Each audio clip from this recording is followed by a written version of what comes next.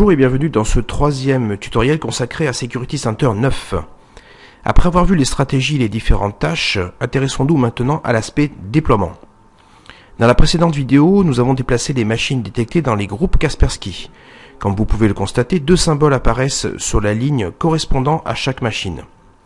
Le premier indique si l'agent de communication Kaspersky est installé, le second indique la présence ou non d'une solution de sécurité Kaspersky. L'idée, bien sûr, est de faire en sorte que les symboles plus et plus apparaissent bien sur tous les postes. Deux cas de figure peuvent se présenter à vous. Déployer la solution Kaspersky sur un parc sans antivirus présent, ou au contraire, avec déjà une solution en place. Le premier cas est plutôt rare, et il est très simple à gérer puisque vous pourriez faire appel à la fonction d'installation automatique de Kaspersky, comme montré à l'écran. Le cas le plus commun est bien sûr le cas où un antivirus autre que Kaspersky est déjà en place. Dans ce cas, nous vous suggérons un déploiement en 3 étapes. La première étape va consister à installer l'agent de communication Kaspersky. Celui-ci est la base de toute communication entre les machines et le serveur d'administration.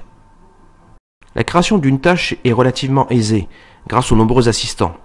Sélectionnez Installation à distance de l'application, puis laissez-vous guider. Sélectionnez bien évidemment le paquet adéquat et cliquez sur Suivant. Petite remarque, cette toute première installation se fera via les partages administratifs de Windows. Vérifiez donc bien qu'ils soient accessibles. Reportez-vous pour cela à la documentation Microsoft ou Kaspersky. Remarquez également la possibilité de déployer l'agent via GPO.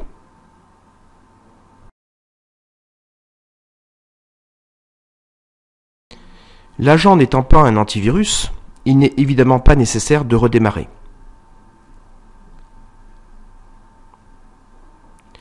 Dans cette étape, vous pouvez renseigner ici le login password administrateur local ou du réseau.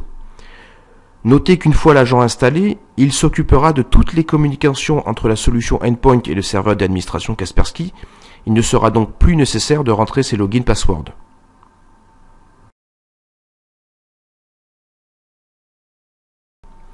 Nous laisserons la planification sur manuel pour les besoins de la présentation, mais comme vous pouvez le voir, les options sont nombreuses. Lançons maintenant la tâche qui s'exécutera en quelques instants sur les machines. Comme pour toutes les tâches Kaspersky, elles peuvent se suivre graphiquement en direct. Vous voyez bien les différents camemberts changer de couleur.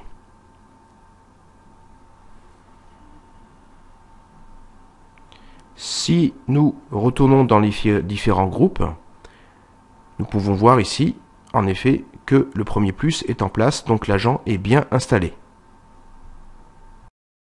L'intérêt d'avoir installé l'agent de communication Kaspersky sur tous les postes en préambule du déploiement est de pouvoir maintenant bénéficier de rapports d'audit. Ainsi, vous pouvez avoir par exemple des informations sur le ou les logiciels de sécurité déjà en place et qu'il faudra désinstaller. Vous aurez aussi accès à la liste des applications installées, quel que soit l'éditeur, ou encore des informations sur le matériel sur le parc.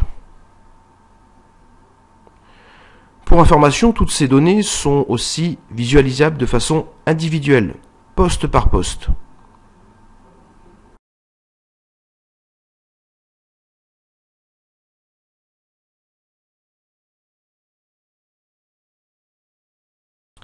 Maintenant que nous avons toutes les données nécessaires, passons à la tâche numéro 2, à savoir la désinstallation de l'antivirus en place. Nous allons donc pour cela créer une nouvelle tâche. C'est une tâche avancée, exécutée par le serveur d'administration Security Center.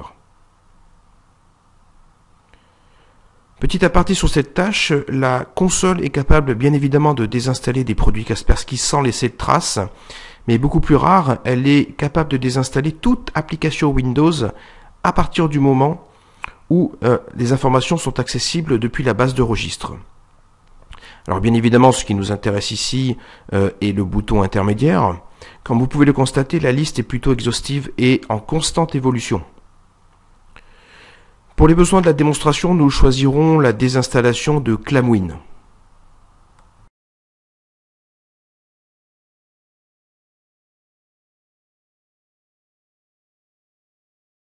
Comme vous pouvez le constater ici, vous pouvez choisir autant de scripts que nécessaire. Il n'est pas obligatoire de créer de nouvelles tâches pour cela.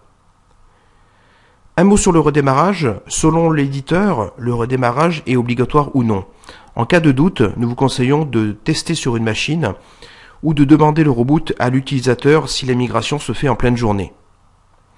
Par contre, merci de noter qu'il n'y aura pas de reboot au niveau du endpoint Kaspersky.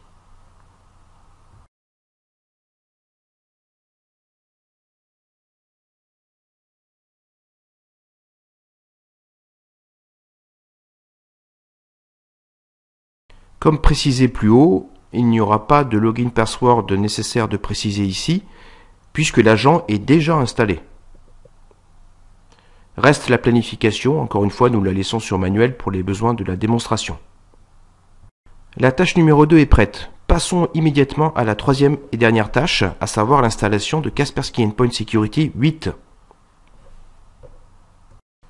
Comme vous le voyez dans le tableau à l'écran, il s'agit maintenant d'un paquet unique pour les clients et les serveurs sous Windows. Le système d'exploitation de la machine sera détecté et les composants nécessaires installés. Vous pouvez donc maintenant vous dispenser de créer deux tâches distinctes, station serveur, sauf si bien sûr vous préférez le faire ainsi pour des raisons d'organisation. Comme vous le constatez, la tâche numéro 3 est très similaire à la tâche d'installation de l'agent. Vous sélectionnez bien sûr le package endpoint cette fois. Remarquez évidemment que pour ceux qui n'ont pas d'antivirus déjà installé, vous pourrez grouper la tâche d'installation de l'agent et la tâche d'installation de endpoint 8. Nous utiliserons ici l'agent pour faire cette installation à distance puisqu'il est déjà sur place. Et nous n'allons pas demander le redémarrage de l'ordinateur avec cette version 8 de Endpoint Security. Dernier écran, la planification. Une originalité de la console est de pouvoir enchaîner les tâches. Par exemple, nous allons spécifier que la tâche d'installation de Kaspersky Endpoint Security 8 ne se fera que si la tâche 2 est terminée avec succès. Cela permet de réduire au minimum la période où il n'y a pas du tout d'antivirus sur la station. Voilà, il ne nous reste plus qu'à lancer la tâche numéro 2 qui enchaînera la tâche numéro 3. Vous pourrez suivre en direct la progression de façon graphique ou détaillée. Bien évidemment, pour les besoins de la vidéo, j'ai accéléré ce processus.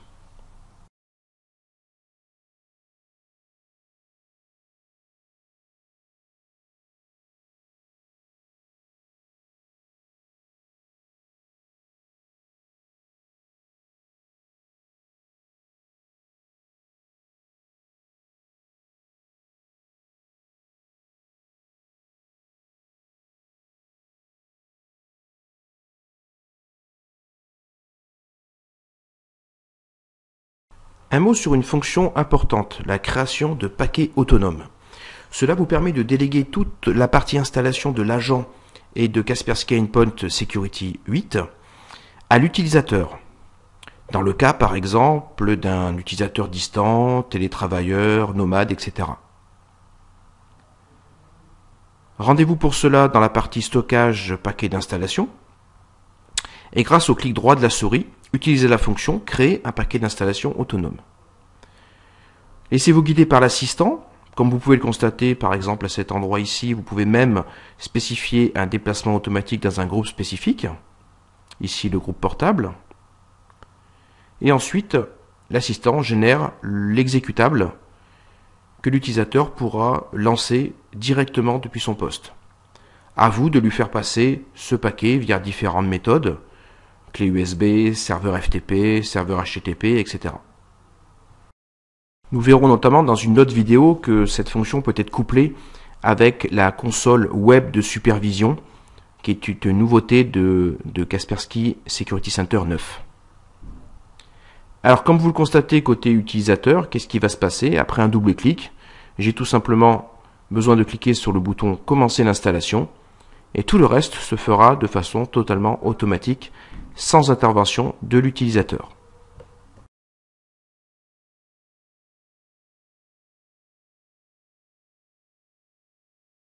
Après quelques instants, celui-ci n'a plus qu'à cliquer sur fermer. Et côté Security Center 9, un nouveau répertoire s'est créé, laptop. Un nouvel ordinateur est apparu, qui s'appelle également laptop.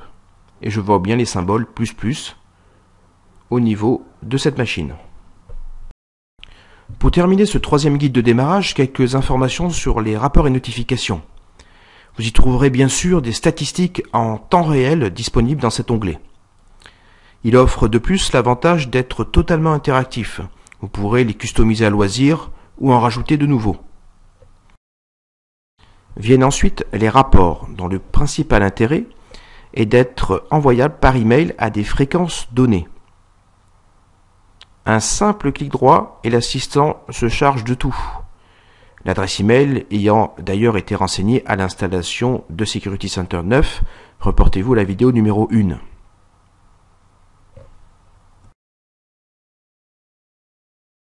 Ici, par exemple, je vais choisir une fréquence hebdomadaire et je recevrai ces emails le lundi à 9 h.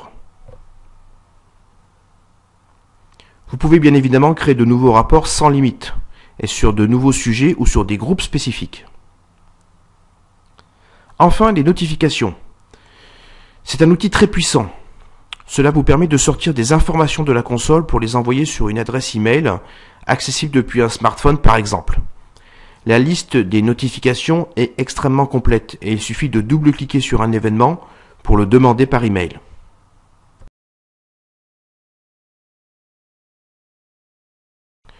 Bien sûr, si l'adresse email par défaut n'est pas satisfaisante ici, vous pouvez en préciser une nouvelle à tout moment. C'est la même chose au niveau des rapports.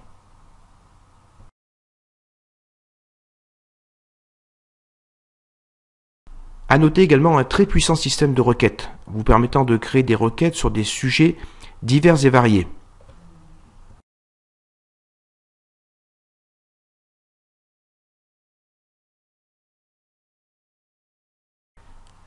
Ici par exemple, dans cette requête de test, vous pouvez par exemple demander des critères liés au réseau, comme une plage adresse IP, des critères liés à Kaspersky, est-ce que l'agent est installé ou pas, quel est le système d'exploitation, l'état du poste, pourquoi pas la base de registre, si vous recherchez un logiciel spécifique de bureautique par exemple, voire même des requêtes liées au hardware de la machine, ou au fait que la machine soit une machine virtuelle ou pas.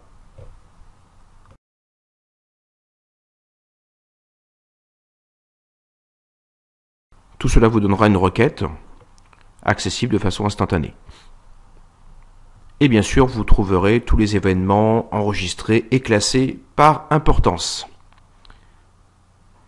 Merci d'avoir suivi ce tutoriel et à très bientôt pour d'autres vidéos.